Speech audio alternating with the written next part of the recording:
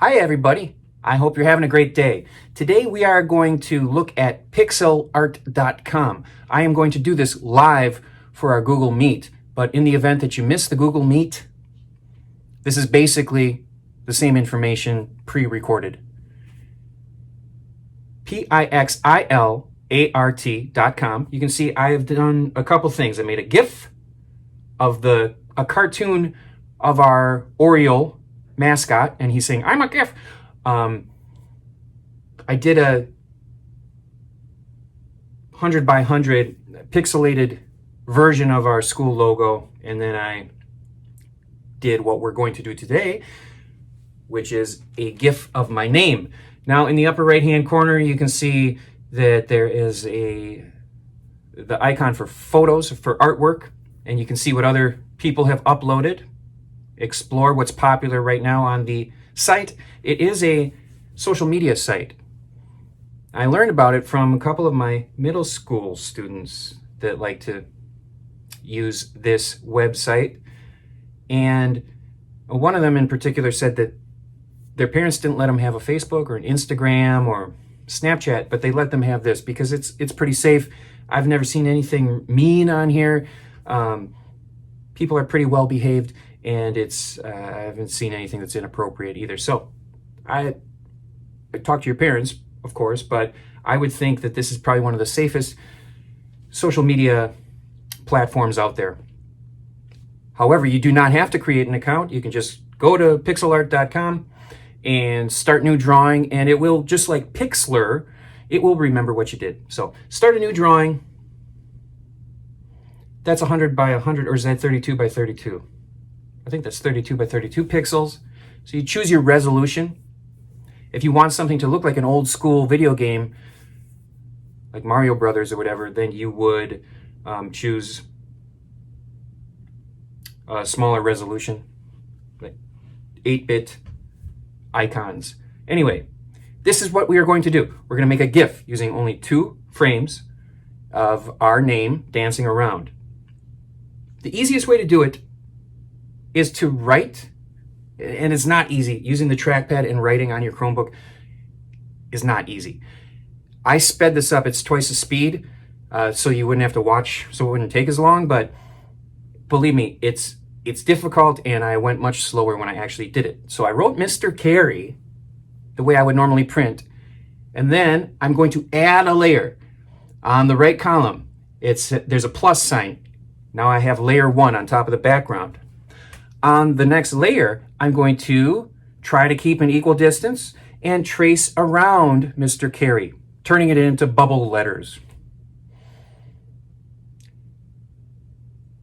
There are many ways that you could write your name. You could use the line tool and do an all perfectly straight lines. You could write your name in cursive. You could use the brush instead of the pencil, but I'm using the pencil tool. The brush is wider. And then I'm going to use the paint bucket tool to fill in the shapes. So I've written my name in bubble letters. Now I'm going to the left, the paint bucket tool, and I'm going to change the color palette to something else. Why is it taking so long? Here we go. To the Metro UI. What does that mean? I have no idea. I don't know. I'm going to use a kind of a yellowish, brighter color for the letters. So you choose the bucket tool and just click, and it will fill the whole thing in. It will fill the shape in. If it's not perfectly enclosed, if it's not a perfectly enclosed area or shape, then it will leak out into the background. And then I chose a different color for the background. Same thing. Just click once and it will fill the whole background space. Now the next thing, I'm having a little trouble getting that E there. The next thing I'm going to do is go to the very bottom and click Add Frame. Why isn't this is not showing up on the screen on my iMovie here? Oh, there we go. Add Frame. So that's called onion skinning, where you can see the previous drawing. Now what I'm going to do is trace Mr. Carey, and I'm going to do kind of a crummy job on purpose. I'm going to be just a little bit off, so each letter will move when it cycles and repeats like that. So I'm tracing the M, the I, the S, the T, E, R, but just a little bit off, maybe a little higher, maybe a little bit lower, maybe a little bit more to the right, maybe a little bit more to the left, maybe a little bit bigger, a little bit smaller. Just trace your first frame. Now, what if you wanted to do this with 10 frames? Well, go for it, but the easiest way is just 2 alternating frames. Same process.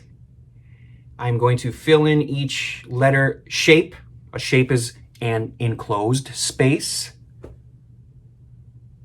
enclosed by a color, a line, a texture. Go back to the bucket tool. I'm going to choose the same color. Now I could have a different color. So one frame might be orange, and the next frame might, or the other frame might be more of a red-orange. We could have the colors change, like on the Sonic GIF that I showed you earlier. I'm having so much trouble getting that little tiny part of the S. All right. So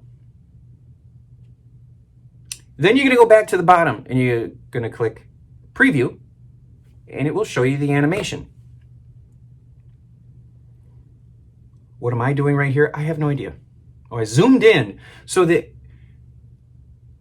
there's a magnifying glass with a plus and a magnifying glass with a minus, if you want to zoom in and out.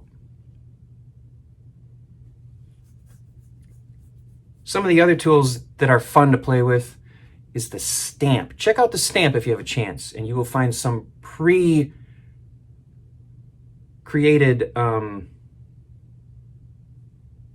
characters. So when the 2 alternate, I end up with this. My name's dancing around. It's a very simple GIF. Should take you about 15-20 minutes, but that is your assignment for the day.